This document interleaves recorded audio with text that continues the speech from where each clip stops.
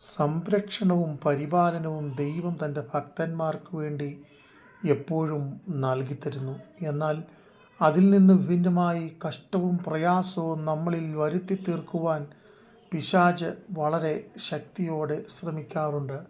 എന്നാൽ തീഷ്ണതയോടും ഏകാഗ്രതയോടുമുള്ള ഒരു ദൈവ പൈതലിൻ്റെ പ്രാർത്ഥന എപ്പോഴും ജീവിതത്തിൽ വിടുതലിനും ശക്തിക്കും അനുഗ്രഹത്തിനും കാരണമായി തീരും. 1 ദിനവൃത്താന്തം 4-ാം അധ്യായം അതിൻ്റെ 10-ാം വാക്യം. അനർത്ഥം എനിക്ക് വ്യസന കാരണമാകാതിരിക്കത്തക്കവണ്ണം എന്നെ കാക്കേണമേ എന്ന് യബ്ബേസ് ദൈവത്തോട് പ്രാർത്ഥിച്ചു. അതെ, യബ്ബേസിൻ്റെ വളരെ വ്യക്തമായി നമുക്ക് മനസ്സിലാക്കുവാൻ കഴിയും. യബ്ബേസിൻ്റെ ജീവിത സാഹചര്യം, താൻ ദുഃഖത്തോടുകൂടി അവൻ്റെ അമ്മ അവനെ പ്രസവിച്ചു, താൻ ദുഃഖപുത്രൻ എന്നറിയപ്പെടും എന്ന് താൻ ലോകത്തിൻ്റെ മുമ്പിൽ വിധി എഴുതപ്പെട്ടു. എന്നാൽ അതിൽ ഒതുങ്ങിയിരിക്കുവാൻ താൻ തയ്യാറായില്ല. പിന്നെയോ താൻ ദൈവത്തിൽ ആശ്രയിച്ചു. ഇന്ന് ജീവിതത്തിൽ ഏതൊക്കെയോ കഷ്ടങ്ങളും പ്രയാസങ്ങളും നിരാശകളുമായി ഞാനും നിങ്ങളും നടന്നു നീങ്ങുന്നുവെങ്കിൽ, അപ്രകാരം കടന്നു വരുന്ന പ്രതിസന്ധികളുടെ എല്ലാം നടുവിൽ ആ പ്രശ്നത്തിൻ്റെ മുമ്പിൽ അങ്ങനെ ഒതുങ്ങിയിരിക്കുവാനല്ല, പ്രശ്നത്തെ ജയിച്ച് ആധികാരിക വിജയം പ്രാപിക്കുവാനാണ് ദൈവം നമ്മെ ആക്കിയിരിക്കുന്നത്.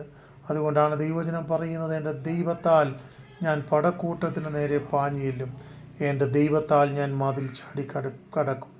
അതെ, നാം അറിഞ്ഞിരിക്കുക, നമ്മുടെ ശത്രു വലുതാണ്. 1 പത്രോസ് 5:8. നിർമ്മതരായിരിപ്പീൻ, ഉണർന്നിരിപ്പീൻ, നിങ്ങളുടെ പ്രതിയോഗിയായ പിശാച് അലറുന്ന സിംഹം എന്നതുപോലെ ആരെ വിഴുങ്ങേണ്ടു എന്ന് തിരിഞ്ഞ് ചുറ്റി നടക്കുന്നു. അതെ, നാം ശക്തരായി ദൈവസന്നിധിയിൽ നാം ആയിരിക്കുന്നുവെങ്കിൽ ദൈവത്തിൻ്റെ പരിപാലനം നമുക്ക് ഉണ്ടാകും. അതെ, ദൈവവചനം എപ്പോഴും ദൈവ പൈതലിന് തൻ്റെ സംരക്ഷണം വാഗ്ദാനം ചെയ്തിരിക്കുന്നു. 121-ാം സങ്കീർത്തനം അതിൻ്റെ 7-ാം വാക്യം. യഹോവയൊരു ദോഷവും തട്ടാതെ വണ്ണം നിന്നെ പരിപാലിക്കും, അവൻ നിൻ്റെ പ്രാണനെ പരിപാലിക്കും. അതെ, ഒരു ദോഷവും തട്ടാതെ വണ്ണം ദൈവം നിന്നെ പരിപാലിക്കത്തക്കവണ്ണം ദൈവത്തിൻ്റെ സംരക്ഷണകരം നമ്മുടെ മേലുണ്ട്. അതുകൊണ്ട് നാം നമ്മളുടെ മുമ്പിൽ ലോകം വിധി എഴുതുന്ന വിഷയങ്ങളുടെ മുമ്പിൽ ഒതുങ്ങിപ്പോകുകയല്ല, അതിനെ ജയിപ്പാൻ തക്കവണ്ണം ആത്മാർത്ഥതയിൽ പ്രാർത്ഥിക്കുന്ന ഒരു സ്വഭാവം നമ്മളിൽ ഉണ്ടാകേണ്ടിയിരിക്കുന്നു.